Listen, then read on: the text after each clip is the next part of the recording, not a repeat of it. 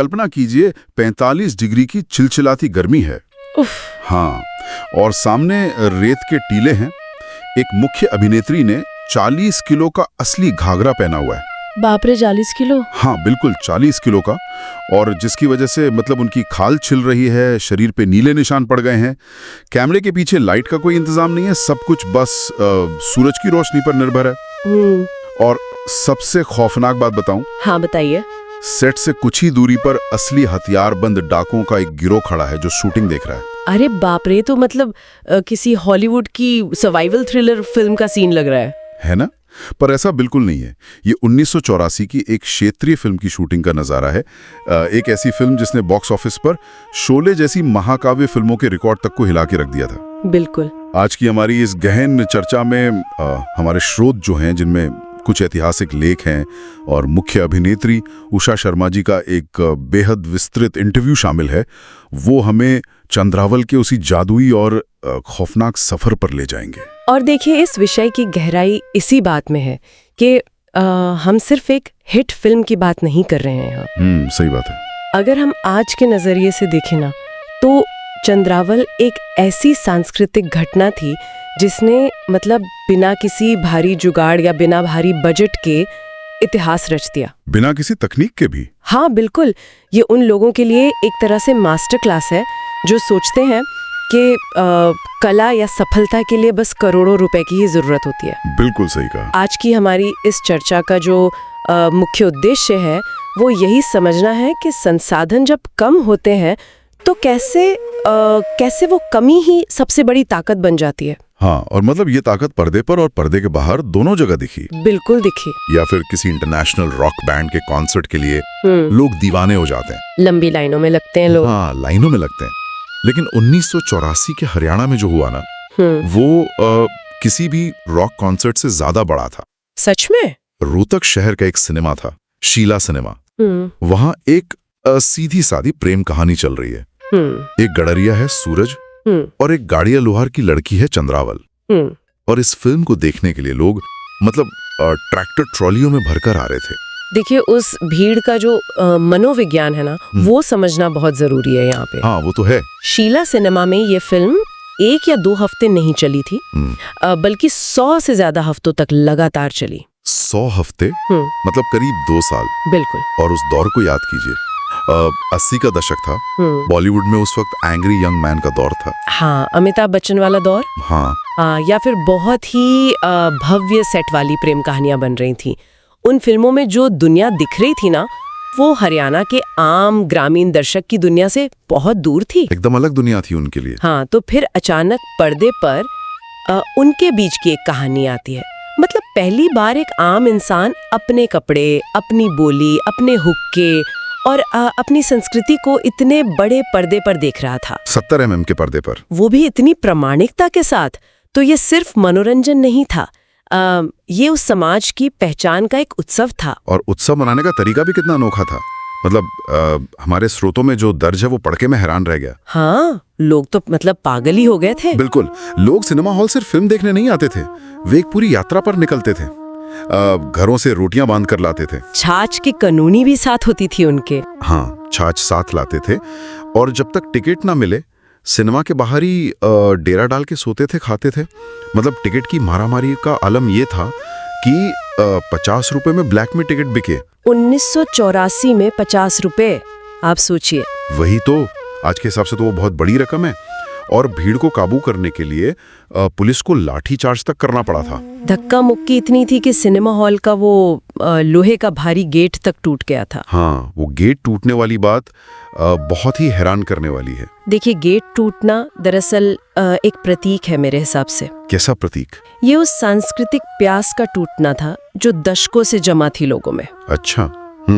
जब दर्शकों को पर्दे पर सच्चाई दिखती है ना, तो वे कहानी से जुड़ते नहीं है, वे कहानी को जीने लगते हैं। बिल्कुल सही। वे सूरज और चंद्रावल में किसी हीरो हीरोइन को नहीं देख रहे थे, वे खुद को देख रहे थे वहाँ। बहुत गहरी बात कही आपने। और यहीं पर एक बहुत बड़ा विरोधाभास सामने आता है। वो कैसे? मतलब पर्दे पर दर्शकों को जो कुछ इतना सहज लग रहा था, असली और जादुई लग रहा था, उसके पीछे की हकीकत उतनी ही दर्दनाक थी। हाँ, वो पर्दे के पीछे की कहानी तो बहुत ही अलग है। सफलता के इस शोरगुल से थोड़ा बाहर निकलकर अगर हम कैमरे के पीछे जाएं और फिल्म की मुख्य अभिनेत्री उषा शर्मा जी के सफर को देखें तो कहानी बिल्कुल पलट जाती है। बिल्कुल, क्योंकि उषा शर्मा जी का जो बैकग्राउंड था ना, वो आम अभिनेत्रियों जैसा बिल्कुल नहीं था। हाँ, वो तो है।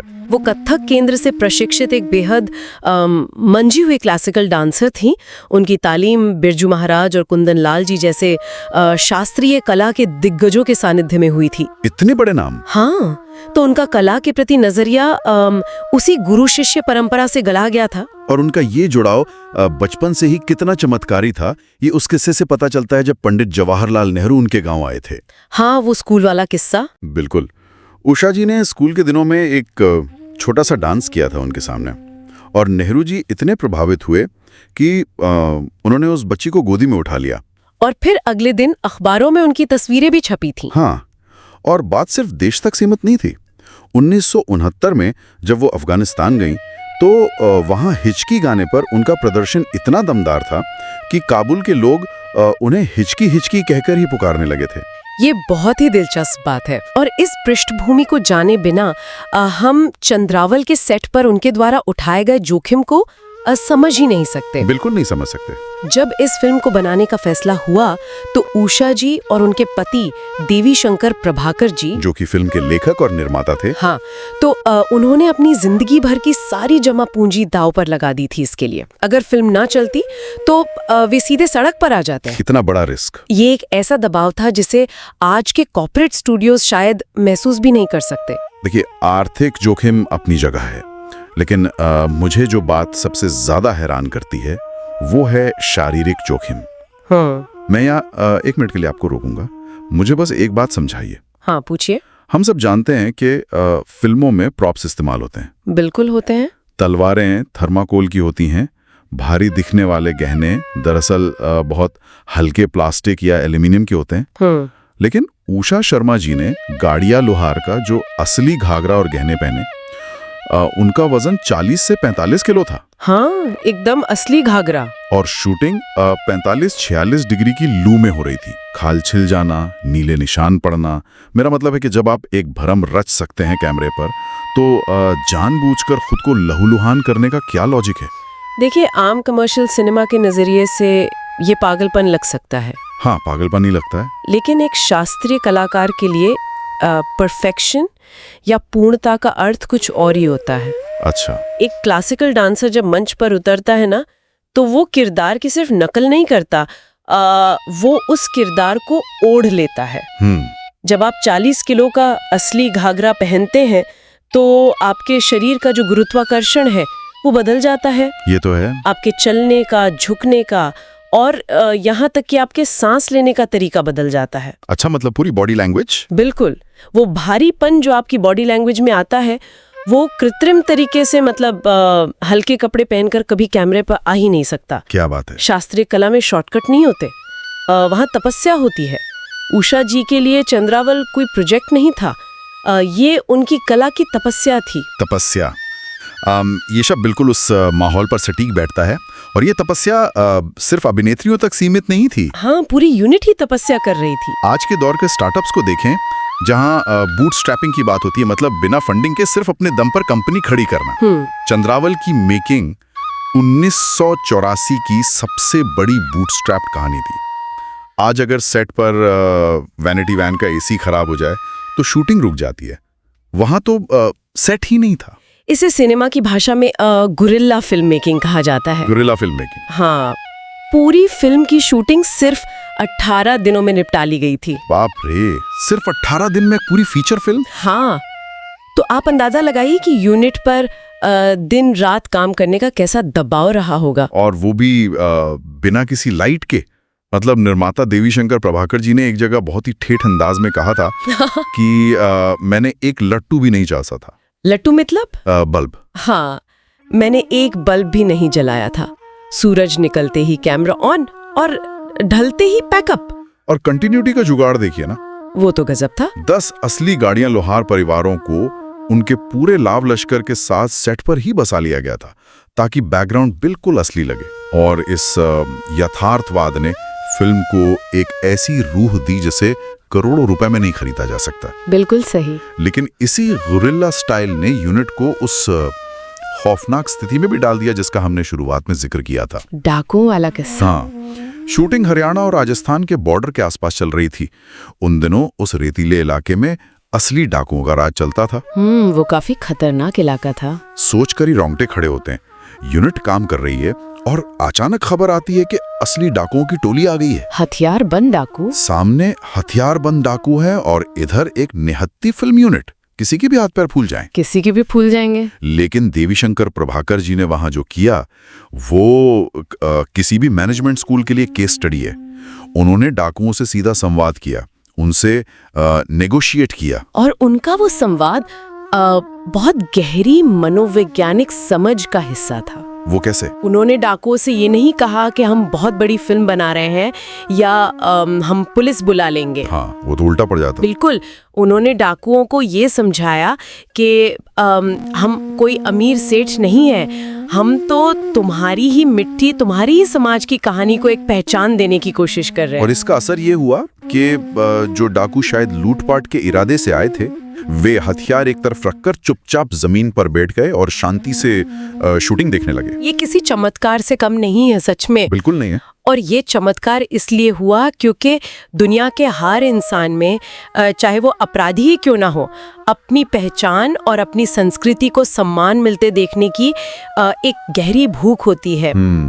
ये बहुत सही बात कही आपने। डाकुओं का हृदय परिवर्तन इसी बात का प्रमाण है। चीजों की कमी ने उन्हें मजबूर किया कि वे असली लोकेशंस पर जाएं, और उसी मजबूरी ने फिल्म में वो मिट्टी की महक डाल दी जो स्टूडियो में कभी पैदा नहीं हो सकती थी। दहशत के इस माहौल में, जहां डाकुओं का डर है, पैसे डूबने का डर है और ऊपर से 45 डिग्री की गर्मी है, कोई सोच सकता है कि ऐसे में इंसान सिर्फ तनाव में रहेगा। हाँ, तनाव तो होगा ही। लेकिन इस भारी दबाव के बीच से फिल्म का जो सबसे बड़ा जादू निकल कर आया वो थी इसकी बेमिसाल कॉमेडी। हाँ, रुंडा और खुंडा। बिल्कुल, रुंडा और खुंडा की वो जोड़ी। नसीब सिंह कुंडू ने रुंडा का और दरियाब सिंह मलिक ने खुंडा का अमर किरदार निभाया था। हाँ।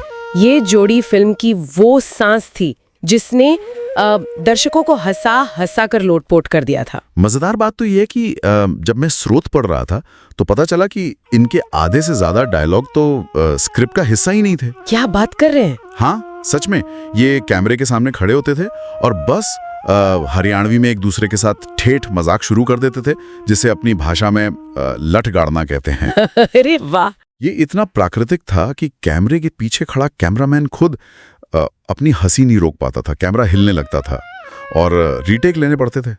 देखिए, जब आप कलाकारों को एक आज़ादी देते हैं ना, और उन्हें अपने स्वाभाविक भाषा में बात करने देते हैं, तो वो जो केमिस्ट्री बनती है ना, वो दुनिया के किसी भी बेहतरीन राइटर के लिखे डायलॉग से ज्यादा दमदार होती है। एकदम 100% सच है। और यही जीवंतता हमें फिल्म के संगीत में भी दिखाई देती है, जो आज 40 साल बाद भी उतना ही ताजा है। संगीत तो लाजवाब है इसका। संगीतकार जेपी कौशिक ने बहुत ही बुद्धिमानी से काम किया। उस दौर में सिंथेसाइजर और इलेक्ट्रॉनिक म्यूजिक का चलन शुरू हो गया था। हाँ, 80 के दशक में। लेकिन उन्होंने फिल्म के गानों में असली बीन और असली नगाड़ों का इस्तेमाल किया। जीजा तू काला मैं गोरी घनी जैसे गानों में जब कोरस की जरूरत पड़ी ना, तो उन्होंने किसी स्टूडियो सिंगर को नहीं बल्कि असली लोक कलाकारों को बुलाया। और संगीत की बात चले और एक नाम ना आए, ऐसा हो ही नहीं सकता। एक ऐसा सरप्राइज जिसने मुझे सच में चौंका दिया, वो बांसुरी वाला। हाँ, एक गाना है नयन कटोरे काजल डोरे। ये एक बहुत ही सीमित बजट की क्षेत्रीय फिल्म थी, लेकिन इस गाने में जो बांसुरी की वो मंत्रमुग्ध कर देने वाली धुन है, ये सुनकर शायद किसी को भी यकीन ना हो वो बांसुरी किसी और ने नहीं बल्कि महान संगीतकार पंडित हरिप्रसाद चौरसिया जी ने बजाई थी। ये बहुत ही बड़ी बात है। मेरे मन में बार बार यही सवाल आता है कि एक इतना बड़ा दिग्गज कलाकार जो उस समय दुनिया भर में मशहूर था, वो एक बिना बजट की हरियाणवी फिल्म के लिए कैसे तैयार हो गया? देखिए, महान कलाकार अक्सर पैसे या बजट नहीं देखते, वे नियत और शुद्धता देखते हैं। नियत और शुद्धता, हाँ, चौरसिया जी जैसे दिग्गज उस मिट्टी की पुकार और लोक संगीत की उस कच्ची और सच्ची धुन को पहचान गए थे। बिल्कुल। उन्हें समझ आ गया था कि ये कोई व्यावसायिक प्रोजेक्ट नहीं है, बल्कि एक सांस्कृतिक धरोहर को सहेजने का प्रयास है। जब कला अपनी जड़ों से जुड़ती है ना, तो वो बजट और भाषा की सारी दीवारें गिरा देती है। और यही बात उषा शर्मा जी की जीवन शैली में भी दिखती है। हाँ, बिल्कुल दिखती है। उन्होंने समाज से सिर्फ लिया नहीं, बल्कि उसे एक जिम्मेदारी के साथ वापस भी किया। जब वो बाद में कला परिषद की प्रमुख बनी, तो उन्होंने गांवों की खाक छानी। वहां से 25 असली बीन वादकों और 40 जोगियों को ढूंढा। वे जोगी जो सारंगी पर घुंघरू बांधकर गाते थे, जिन्हें शायद कोई पूछता भी नहीं था। हाँ, वो तो बिल्कुल हाशिए पर थे। उषा जी ने उन्हें इकट्ठा किया और सीधे दिल्ली के कमानी ऑडिटोरियम और हैदराबाद के भव्य मंचों पर लाकर खड़ा कर दिया। ये असली अर्थों में गिविंग बैक टू सोसाइटी था। जब आप अपनी कला की ताकत को समझ जाते हैं ना, तो आप उसे सिर्फ अपने फायदे के लिए इस्तेमाल नहीं करते। एकदम सही। उषा जी ने उन जोगियों को वो सम्मान दिलाया जिसके वे असली हकदार थे। ये उनका अपनी मिट्टी के प्रति आभार जताने का तरीका था। लेकिन क्या उद्योग ने या जिन लोगों को उन्होंने मौका दिया, क्या उन्होंने भी यही आभार जताया? ये एक बहुत ही कड़वा सवाल है। जब कोई इतनी बड़ी सफलता हासिल कर लेता है तो उसकी एक चकाचौंध पैदा होती है और अक्सर इस रोशनी के पीछे बहुत गहरी परछाइयां छुप जाती हैं।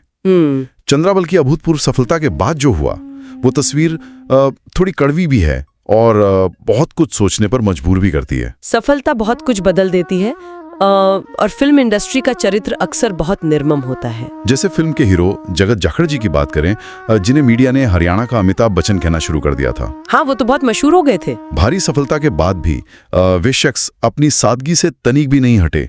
उन्होंने मुंबई के ग्लैमरस ऑफर ठुकरा दिए और अपनी माटी में ही रहना पसंद किया।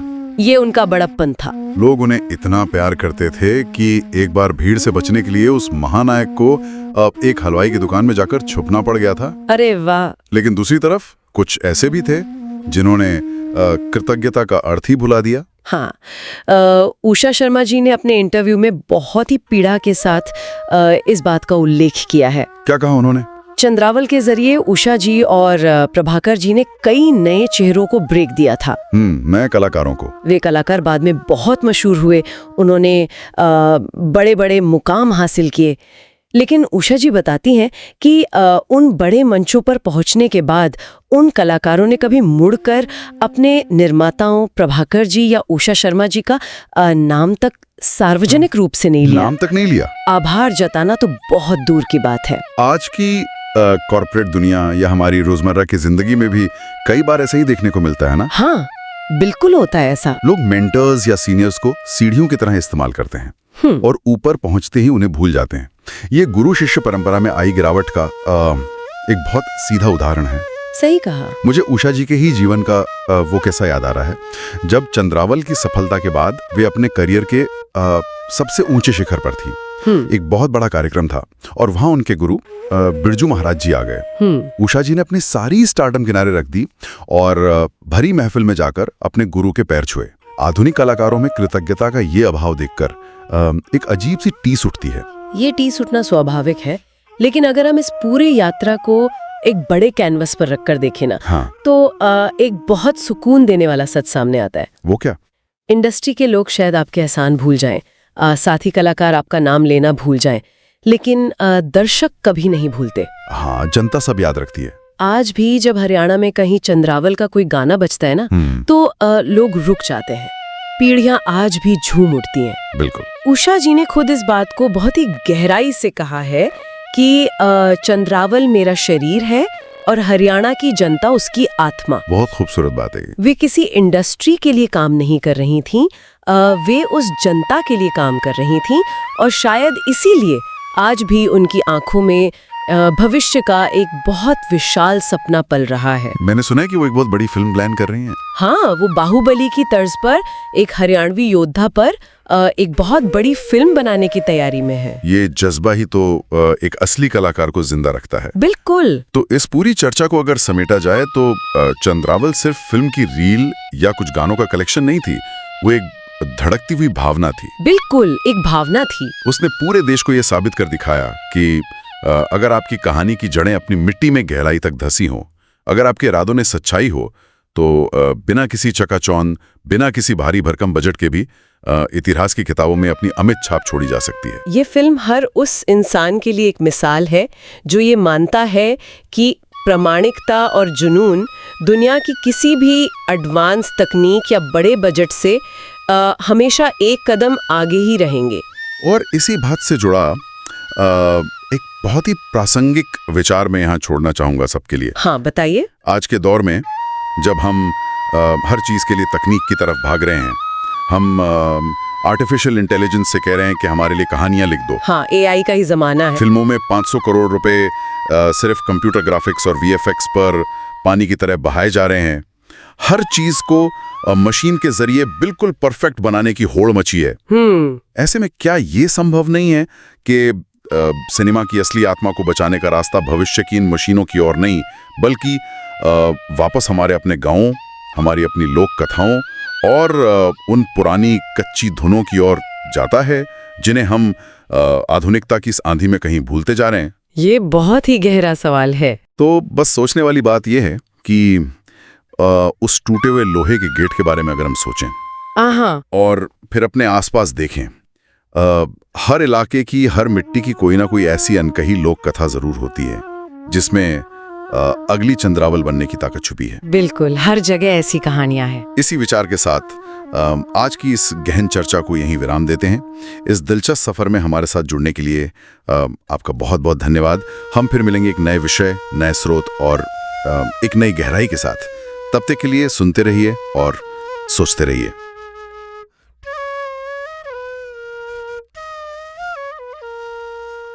यदि आपको ये पोस्ट पसंद आई हो तो चैनल को सब्सक्राइब और फेसबुक तथा इंस्टाग्राम को फॉलो जरूर कर लें।